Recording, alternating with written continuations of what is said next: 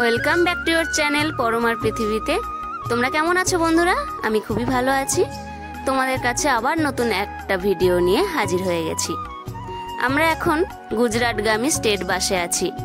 আমরা শনি সিংনাপুর শিরডি দর্শন করে নাসিকে যাওয়ার উদ্দেশ্যে রওনা দিয়েছি। শিরডি থেকে নাসিক যেতে আমাদের টিকিট লাগলো 175 টাকা করে পার হেড।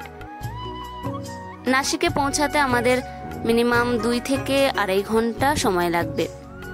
আমরা এখানে 6 জন আছি। আমার পার্টনার দেওর দেবাশিস, আমার ছোটদা, বৌদি ও পুকাই।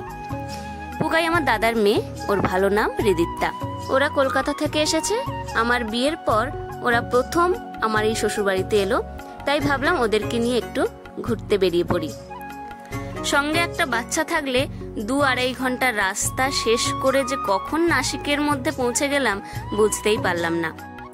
বাইরে এত সুন্দর প্রাকৃতিক দৃশ্য, সঙ্গে ওর গান, ওর পাকা পাকা কথা শুনেই আমাদের জার্নিটা আরো মধুরময় হয়ে গেল। এই সুন্দর সময়টার কিছু অংশ স্মৃতি হিসেবে ক্যামেরার মাধ্যমে বন্দি করে রেখেছি এবং তোমাদের সামনে তুলে ধরার চেষ্টা করেছি। তোমরা শুনে জানিও কিন্তু কেমন লাগলো, আর সঙ্গে থেকো কিন্তু নাসিক যাওয়া পর্যন্ত।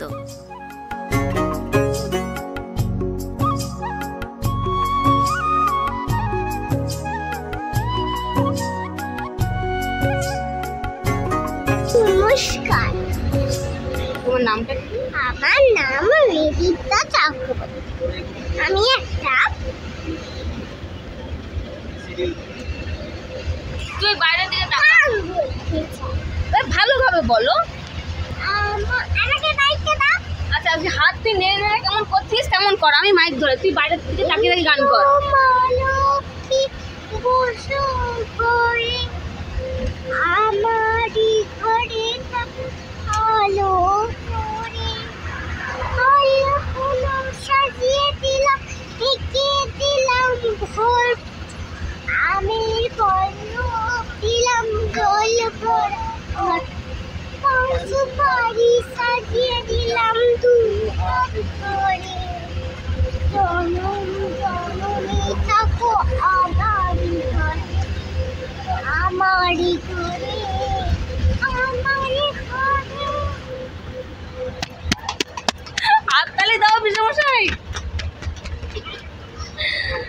অসাধারণ হয়েছে পুকার গান। দিদি আপনার গান খুব খুব খুব ভালো হয়েছে, খুব ভালো হয়েছে। একটু দেখি দিদি, আপনাকে অসংখ্য ধন্যবাদ। আপনাকে অনেকবার এতবার গান শোনানোর জন্য অসংখ্য অসংখ্য ধন্যবাদ।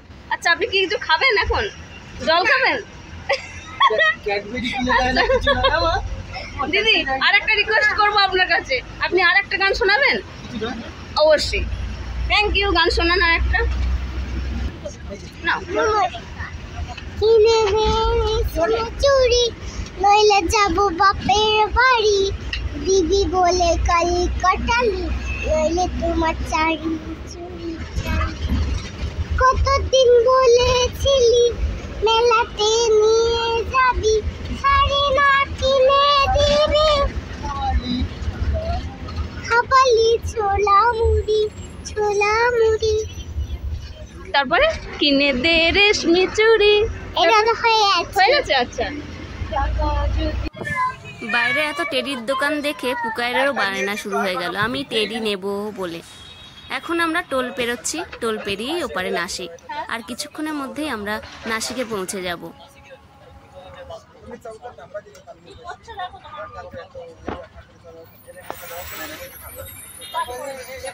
হ্যাঁ,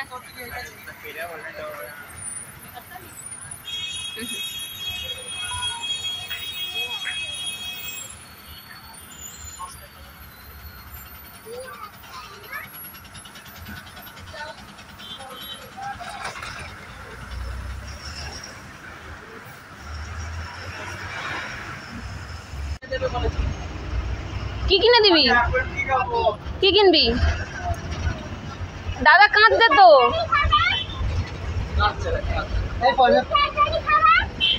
দাদা ক্যাডবেরি দে, দাদা কাঁদছে।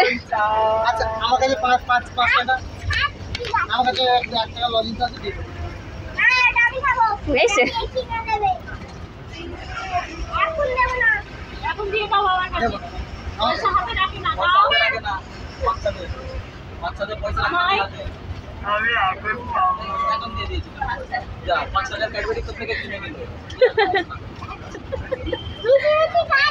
আমি জানি না মিষ্টি খাবে না জানি না পয়সা নেওয়ার জন্য মিষ্টি খাচ্ছে অনেক খরচা হয় টাকা হ্যাঁ ও ডাক্তার হয়ে বিজনেস করবে কি বল ডাক্তার বিজনেস করবি? বিকেল বেলায় বিজনেস করবো আর সকালবেলায় ডাক্তারি করবো এই ব্লগ কেন নে আমরা বাস থেকে এই সবে মাত্র 5 মিনিট হলো নামলাম। এবার এখান থেকে রিক্সায় করে আর আশ্রমে যাব। এই হচ্ছে নাসিক শহরটা। ওটা দেখি কি কি আছে তুই জানি এই নাসিক শহর আমরা নিয়ে গেছি বাস স্টপে। উবের আছে কিছুক্ষণের মধ্যে আশ্রমে পৌঁছে যাব। এখন কটা বাজে? এখন 6:30, 7টার সময় আরতি শুরু হবে। তোমাদের হয়তো আরতিটা দেখাতে পারবো। আশ্রম বলতে এখানে নাসিকের ভারত সেবাশ্রমে আমরা যাব। এই আশ্রম থেকেই আমি দীক্ষা নিয়েছি। এই জায়গাটা আমার আর এক বাবার বাড়ি, যেখানে নিজের মতো করে থাকা যায় আর যখন খুশি তখন আসা যায়। আমরা রিক্সার জন্য ওয়েট করছিলাম, রিক্সা পেয়ে গেছি। আর কিছুক্ষণের মধ্যেই আমরা আশ্রমে পৌঁছে যাব। আমাদের এখন তপবনে নামতে হবে। তপবন থেকে মাত্র 2 মিনিট হাঁটা পথ আশ্রমে পৌঁছাতে। এখন তপবনের মধ্যে দিয়ে যাচ্ছি আমরা। একটু উপরে আমাদের উঠতে হবে, কেননা রিক্সাই নিয়ে যাবে।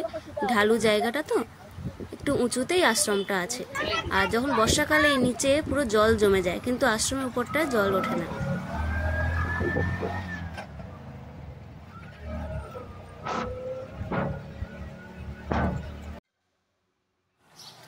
আমরা গুরুদেবের আশ্রমে এসে গেছি।